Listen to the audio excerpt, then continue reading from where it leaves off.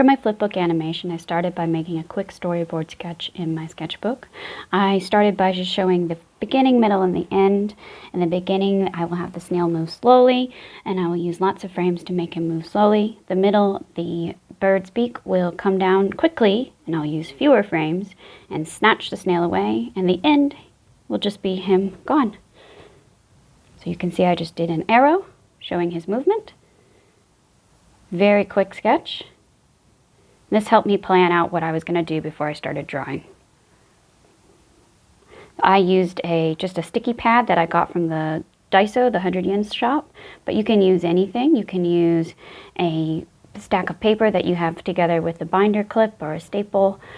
Sticky notes are good because you can see through the page slightly, so it makes it a little bit easier when you draw each frame.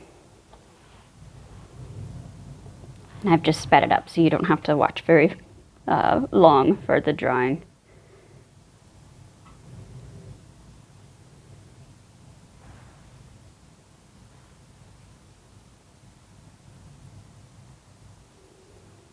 So far I'm using lots of frames just to have him move a very small distance. And I'm checking periodically to make sure that it's moving the way I want it to. And by frames I mean the pictures, the pages.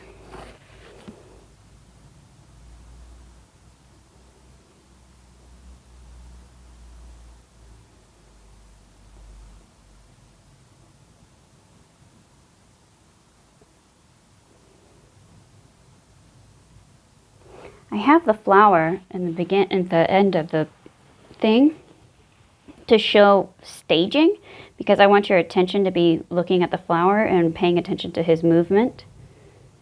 So that is my staging. My timing is he's moving slowly. And now I'm going to have anticipation. I'm drawing his eyes looking upward because I want you to know that something's about to happen.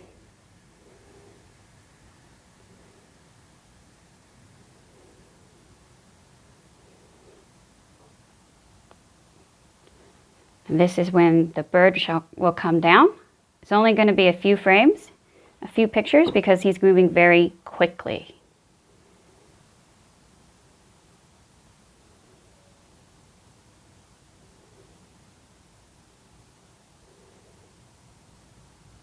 And now he's gone. Take off the extra part, and now the final product.